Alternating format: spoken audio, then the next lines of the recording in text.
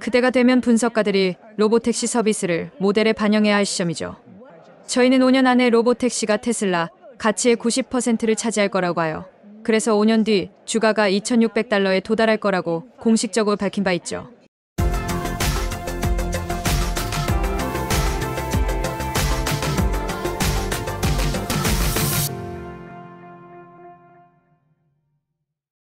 안녕하세요. 오늘의 테슬라 뉴스입니다. 자, 오늘 테슬라는 287.96을 기록했고요. 오늘 3.44%의 또 한 번의 상승이 있었습니다. 자, 테슬라의 주가의 흐름을 한번 보게 된다면 미국 시간으로 3월 18일부터 연속 5일 상승하고 있는 상황이고 이 단 일주일 만에 27.81%의 상승을 하고 있습니다.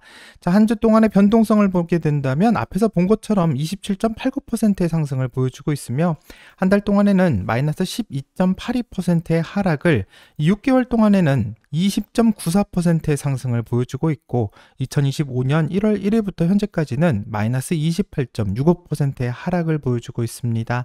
자, 오늘 가장 눈여겨봐야 할 뉴스는 바로 중국에서 새로운 모델 Y의 판매가 증가하고 있다는 소식인데요. 매주 발표되는 판매 기록에서 2024년 1분기 등록 대수를 추월하는 일이 벌어졌다고 말하고 있습니다. 자, 그래프를 보면 신형 모델 Y의 출시 이후 판매는 중국에서 상승세로 이어지고 있는데 테슬라는 현재 강력한 회복세를 보이고 있는 것 같습니다. 3월 17일부터 3월 23일까지 한 주 동안 테슬라 차이나에서는 17,400대의 차량을 신규 등록했다고 보고했고 2025년 1분기 판매 기록 중 가장 높은 수치를 기록했습니다. 자, 이는 바로 전주와 비교해 봤을 때 13.7%의 판매가 증가한 수치이고 신형 모델 Y의 상승세가 큰 영향을 주고 있는 것으로 보입니다. 자, 2024년 테슬라의 판매와 한번 비교해봐도 현재 28.2%의 판매가 증가된 것을 기록하고 있는데요. 이 테슬라의 중국 신차 등록은 그래프로 한번 확인해보면 올해 3월부터 중국의 고객에게 신형 모델 Y를 인도하기 시작했고 이때부터 그래프가 눈에 띄는 증가세를 보이는 것을 확인할 수 있습니다. 자, 이 중에서 신형 모델 Y가 중국 자동차 시장에 정말 큰 영향을 미치고 있고요.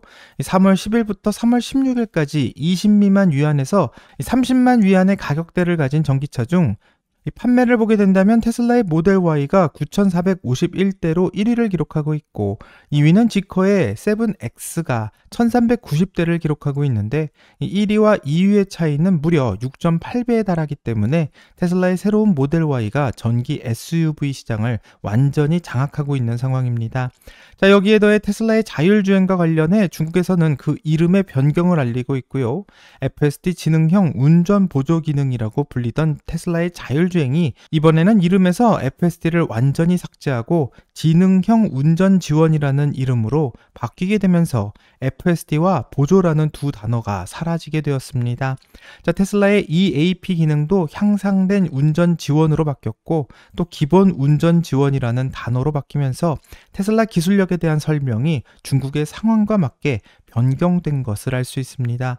자, 테슬라가 중국에서 자율주행을 본격적으로 시작하기 전에 중국에서 기업들의 자율주행 순위를 매긴 것을 보면 1티어로는 화웨이와 샤오퐁의 자율주행이 최고라는 평가를 자체적으로 내리고 있고 이 테슬라는 벤츠와 묶어서 3티어라고 굉장히 낮게 평가한 것을 알 수 있습니다.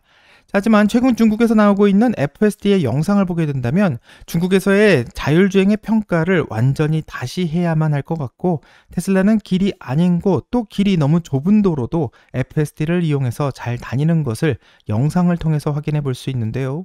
이 북미 환경과는 너무나도 다른 환경에서 FSD가 작동해야 하기 때문에 이 많은 우려가 있었지만 아직 FSD 관련 사고 뉴스를 단 한 번도 들어본 적이 없고 이런 테슬라의 자율주행 영상은 중국의 SNS를 통해서 빠르게 퍼져나가고 있기 때문에 앞으로 테슬라의 인기는 FSD와 함께 더 올라가지 않을까 예상해 봅니다. 자, 이제부터는 테슬라에 대한 월가의 평가를 들어보려고 하는데요. 이 테슬라에게 가장 강력한 기대를 하고 있는 ARK의 캐시 우드가 현 테슬라 상황에 대한 인터뷰를 했고 같이 한번 확인해 보려고 합니다. 자, 한글 자막의 원본 영상은 회원님들에게 먼저 선공개되었고요. 라이센스 문제로 한국어로 더빙된 영상 같이 시청하려고 합니다. 영상을 시청하시기 전에 구독과 좋아요 부탁드리고요. 그럼 영상 같이 볼게요. 전 방송 시작 전에 우리가 나눴던 대화를 나중에 시청자들과 조금 공유할 수 있으면 좋겠다고 생각했어요. 물론 공개적으로 이야기할 수 있는 부분에 한해서요. 먼저 테슬라 이야기부터 시작해볼게요. 최근 테슬라 주식에 대한 질문이 많았을 거라 생각합니다. 주가가 50%나 떨어졌다가 이번 주에 꽤 회복했죠. 일론 머스크가 직원들에게 주식을 보유하라고 말하면서 캐시 우드의 낙관적인 전망을 언급한 걸로 아는데요. 최근 제기된 우려들 중에 타당한 게 있다고 보세요? 낙관적인 전망이 조금이라도 수정된 부분이 있나요? 우선 테슬라를 분석하는 ARK의 3명의 분석가들에게 모든 공을 돌리고 싶어요. 그리고 저희 전망은 변하지 않았습니다. 지금 미국 경제는 단기적으로 충격을 받고 있어요. 불확실성이 커서 자동차 제조사들에게 좋지 않은 상황이죠. 물론 정치적인 요소도 영향을 미치고 있고요. 하지만 그건 곧 지나갈 거라고 봅니다. 모델 Y 리프레시도 있고 그 주문이 아주 강하게 들어오고 있다는 소식을 들었어요. 저는 제 차를 받으려면 아직 시간이 많이 걸릴 것 같아요. 그리고 2분기에 새로운 저가형 차량이 출시되는데 미국에서 3만 달러 이하로 판매될 가능성이 있어요. 그에 대한 수요가 쌓여 있는 상태죠. 그래서 변수가 많아요. 그중 가장 중요한 건 로보택시예요. 6월에 오스틴, 텍사스에서 로보택시 서비스를 상업적으로 시작한다고 발표했죠. 그때가 되면 분석가들이 로보택시 서비스를 모델에 반영해야 할 시점이죠. 이건 소프트웨어 서비스 모델로 플랫폼 회사 기준으로 80% 이상의 높은 마진을 기대할 수 있는데 반면 전기차는 20에서 25% 마진입니다. 저희는 5년 안에 로보택시가 테슬라 가치의 90%를 차지할 거라고 봐요. 그래서 5년 뒤 주가가 2,600달러에 도달할 거라고 공식적으로 밝힌 바 있죠. 그리고 그건 휴머노이드 로봇을 포함하지 않은 수치예요. 로보택시만으로도 10배 이상 성장할 가능성이 있는데 휴머노이드 로봇은 테슬라에게 생각보다 훨씬 빠르게 도입되고 있습니다. 일론 머스크가 정부와 연관된 역할 때문에 생기는 잡음이 걱정되지 않으세요? 그게 주식의 리스크 프리미엄에 영향을 미쳤을까요? 주가가 50%나 떨어진 이유 중 하나라고 생각해요. 반토막이 났죠. 하지만 이건 단기적인 문제예요. 범죄 활동과 관련된 거고 현 정부가 그런 활동을 단속하고 있죠. 그리고 테슬라 차량에는 카메라 많잖아요. 그래서 X에서 범죄를 저지르는 사람들을 볼 수 있고 당국이 그들을 추적하고 있어요. 테슬라 지분을 더 늘리셨나요?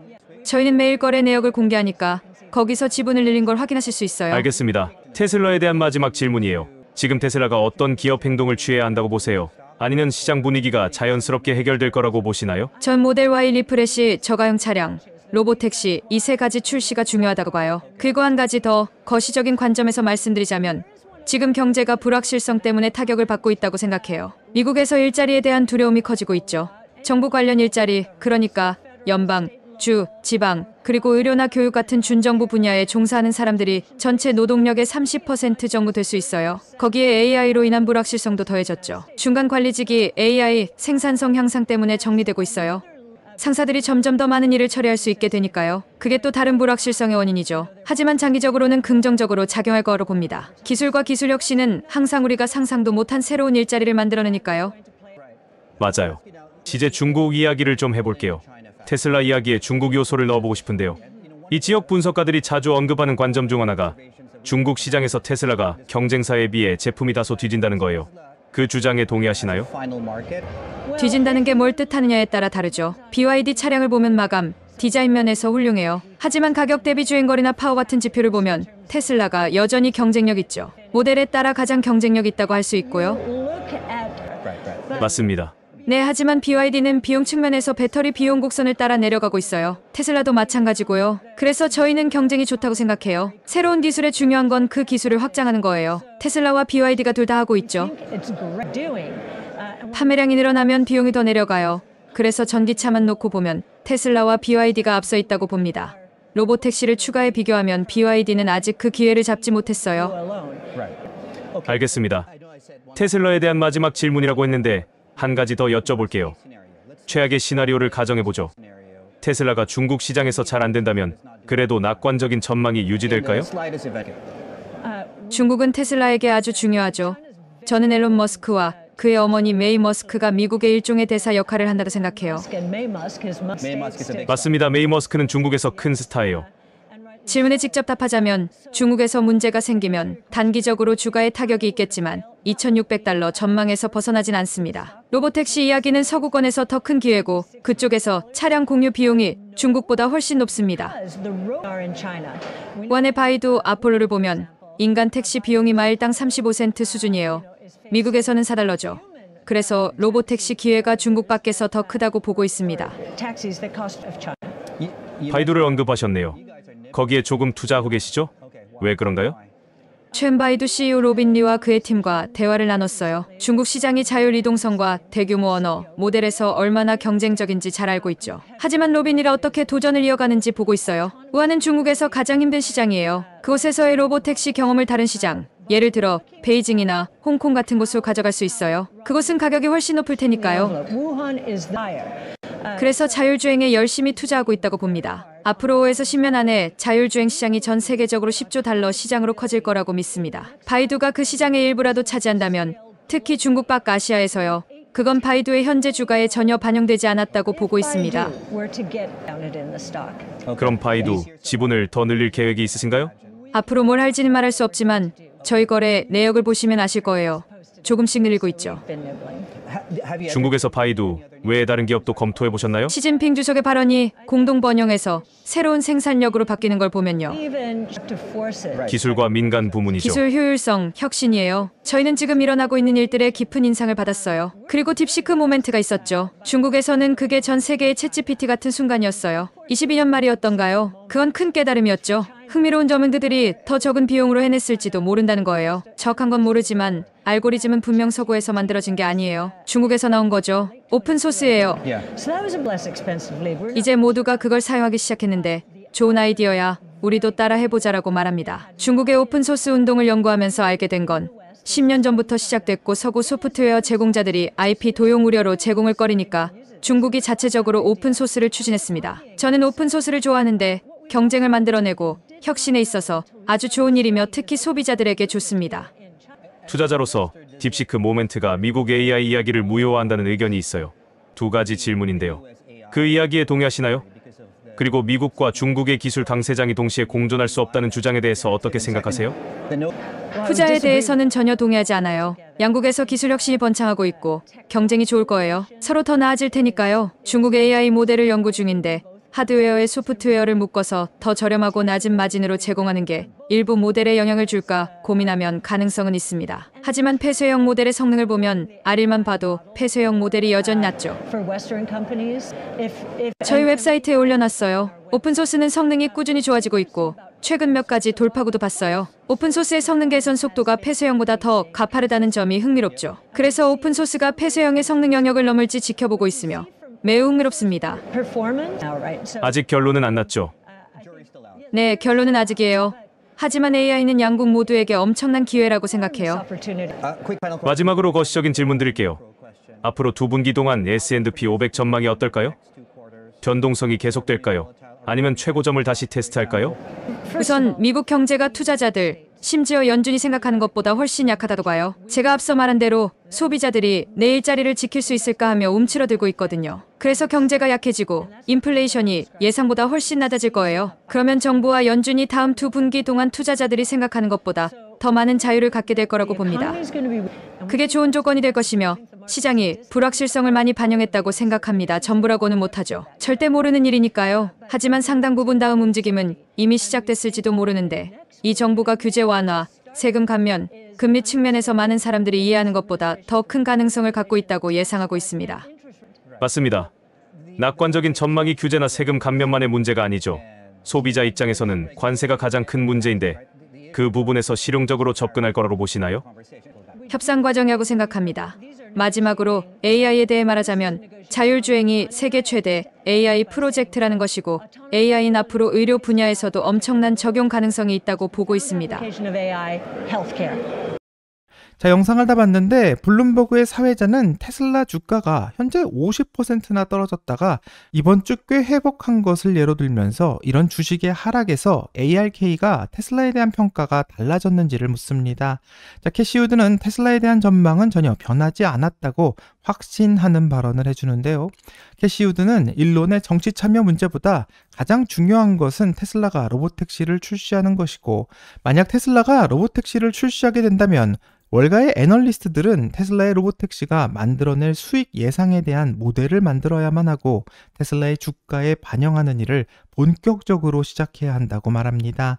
자, 테슬라가 올해 6월부터 로보택시를 공개한다고 발표했기 때문에 월가의 애널리스트들은 약 2개월 정도의 평가 시간이 남은 것 같은데요. 대부분 월가의 애널리스트들이 테슬라가 로보택시를 하는 것은 불가능하다며 가치를 평가할 필요가 없다고 상당히 무시해왔고, 또 대부분의 테슬라를 평가하고 있는 애널리스트가 자신은 자동차 애널리스트라고 정의하고 있기 때문에 이런 사람들에게 인공지능이나 IT 기술 등 로보택시에 대해서 분석하라고 하면 이들이 가진 지식으로 이해하는 것은 거의 불가능에 가깝기 때문에 테슬라에 대한 로보택시 평가는 계속 미루어지고 있다고 생각합니다. 자, 모건 스탠리의 아담 조나스도 자동차 애널리스트로 테슬라를 평가하고 있었지만 테슬라가 로보택시를 준비하는 순간부터 더 이상 자신의 능력으로 평가할 수 없다고 선언했고, 모건 스탠리는 테슬라를 위해서 전문가 팀을 구성해 분석하고 있는데 인공지능 전문가와 IT 전문가들이 모두 모여야만 테슬라를 이해할 수 있는 회사로 점점 변하고 있습니다. 자, 실제로 자신이 테슬라의 전문가라고 주장하는 월가의 애널리스트도 현재 로보택시에 대한 가치를 미포함한 경우가 너무나도 많은데요. 그것은 테슬라의 로보택시가 불어올 파장이 정말 예상을 불가하기 때문이고, 또 동종업계를 비교하면서 비슷한 주가를 예상하는 데 익숙한 월가에게는 이런 테슬라의 새로운 사업은 엄청난 도전일 수 있습니다. 자, 그렇기 때문에 ARK의 테슬라에 대한 평가가 상당히 눈길을 끌고 있는데요.